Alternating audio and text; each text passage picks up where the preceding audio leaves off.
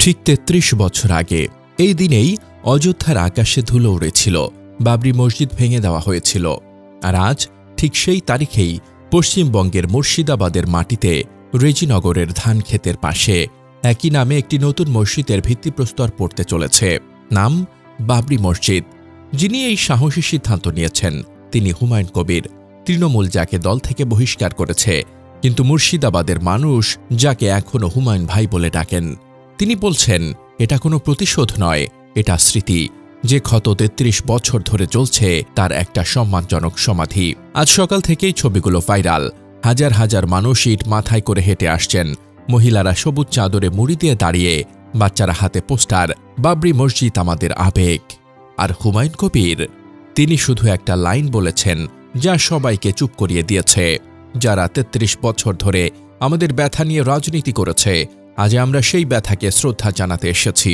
এটা রাজনীতি নয়, এটা আত্মসম্মান।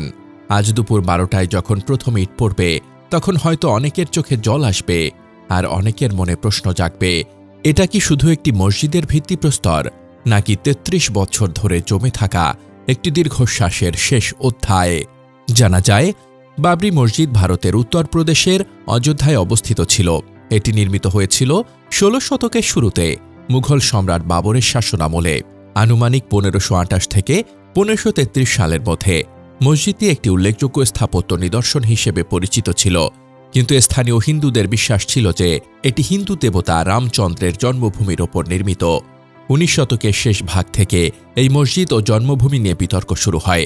হিন্দু সম্প্রদায় দাবি করত মসজিদটি একটি পুরনো হিন্দু মন্দির ধ্বংস করে তৈরি হয়েছে। মুসলিম সম্প্রদায় এ দাবি অস্বীকার করত এবং বলত এটি মুঘল আমলে নির্মিত একটি বৈধ মসজিদ। ১৯৪৯ সালে মসজিদের ভেতরে রামলাল প্রতিমা স্থাপন করা হয়। এরপর মসজিদটি হিন্দু মুসলিম উভয় সম্প্রদায়ের জন্য উত্তেজনার কেন্দ্রবিন্দু হয়ে ওঠে। ১৯৮০-এর দশক থেকে রাজনৈতিক দলগুলো এই বিষয়কে কেন্দ্র করে সক্রিয় হতে শুরু করে।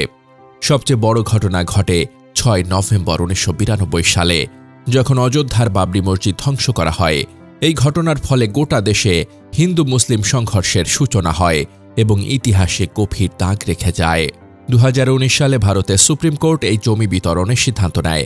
মুসলিম সম্প্রদায়কে নতুন মসজিদ নির্মাণের জন্য আলাদা জমি দেওয়া হয় এবং হিন্দু সম্প্রদায়কে রাম মন্দির নির্মাণের অনুমতি দেয়। এই সিদ্ধান্ত বহু বছর ধরে চলা বিতর্কের একটি আইনি সমাধি হিসেবে ধরা হয়।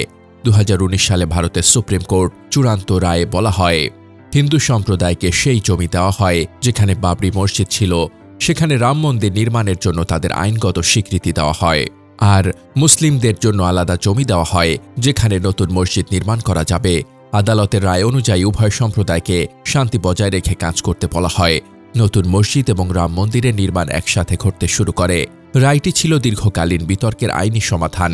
এটি উভয় সম্প্রদায়ের আবেগ ও ঐতিহ্যকে সম্মান করে। ফলে ৩৩ বছর ধরে জমে থাকা উত্তেজনা ও বিভাজনের একটি শান্তিপূর্ণ সমাধি আসে।